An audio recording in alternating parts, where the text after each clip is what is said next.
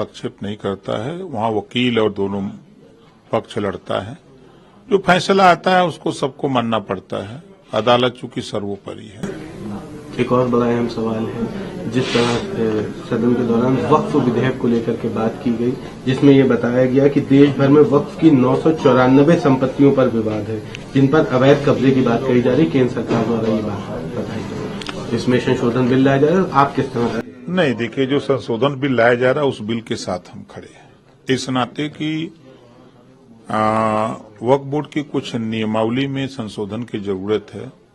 उसमें जो अमीर मुसलमान है वही वक्फ बोर्ड की जमीनों का उपयोग कर रहा है।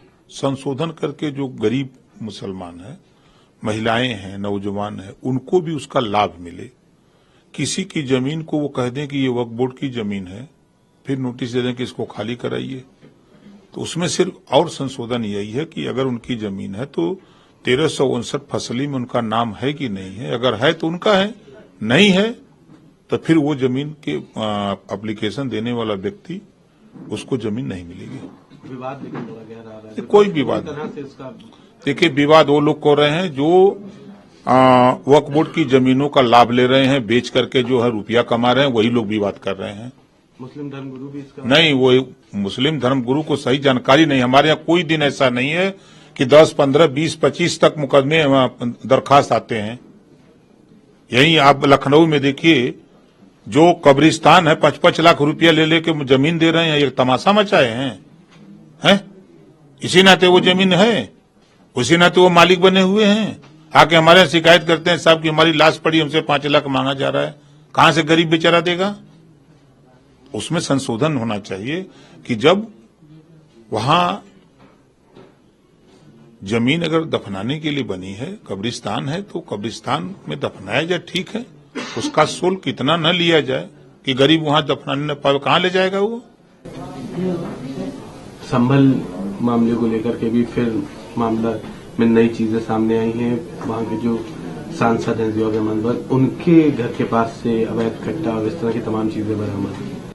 देखिए, सरकार लाइसेंस देती है कि आप लाइसेंस ले लो और लेके घूमो, लेकिन अगर अवैध असलहा आप रखोगे तो कानून अपना काम करेगा। तो ये भी कहा जा रहा है, इससे पहले विवाद हुआ था, अब इस तरह की चीजें वहां से बरामद होना इतनी बड़ी हिंसा के बाद। बरामद होना, हम कह रहे हैं कि हम यहाँ हैं, आप लोग डेली आते हैं, यहाँ कहे नहीं कट्टा बरामद हो जाता, यहाँ बम क्यों नहीं बरामद हो जाता, काहे वहीं बरामद हो रहा है। अगर हम गलत नहीं हैं तो हमारे खिलाफ कोई कार्रवाई नहीं हो सकती। क्या मतलब है, सपा के पास से बरामद हो रहा है? अब उस सपा के नाम से थोड़ा है, वो तो अवैध असलहा है। अगर सपा के घर में मिले, सपा के नेता के घर में मिले तो उसको क्या कहेंगे? अवैध असलहा न कहेंगे। वन नेशन वन इलेक्शन को लेकर के भी ये कहा जा रहा है कि इस बार जो है सदन में सारी चीजें हो सकती हैं, लेकिन विपक्ष इसका लगातार विरोध कर रहा है। विपक्ष पाकिस्तान का पानी पी लिया है, इस नाते वो विरोध करता है। एक तरफ चुनाव आयोग को लिख के देता है कि एक वोटर लिस्ट बना दो, एक तरफ कहता है कि चुनाव होने पर जो है बार बार विकास नहीं हो पा रहा है, विकास अवरुद्ध होता है। तो उसी को विपक्ष का ही काम तो हो रहा है। तो ये वन नेशन वन इलेक्शन जो विपक्ष कह रहा है, ये इसलिए क्योंकि पाकिस्तान का पानी पी रहा है। एकदम।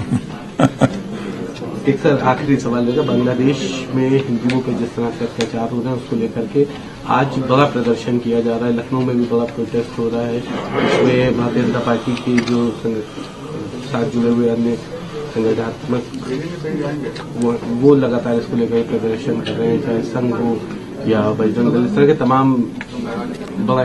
ये किसी को चिंता करने की जरूरत नहीं है। सरकार खुद चिंता कर रही है, चिंतन कर रही है। सरकार के तरफ से विदेश मंत्री जो है खुद गए हुए हैं बांग्लादेश, और वहां जाकर के वहां के प्रधानमंत्री से बात कर रहे हैं कि राजा सबका होता है, राजा पूरे देश को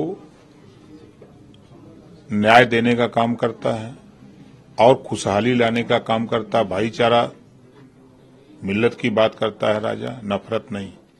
तो विदेश मंत्री जी भी गए हैं, ये हमारे जो राजदूत हैं वो भी गए हुए हैं, इस पे बातचीत हो रही है। लगता है कुछ निष्कर्ष निकल बिल्कुल निकलेगा। लड़ाई से कोई कुछ होगा, वार्ता से ही उसका समाधान निकलता है।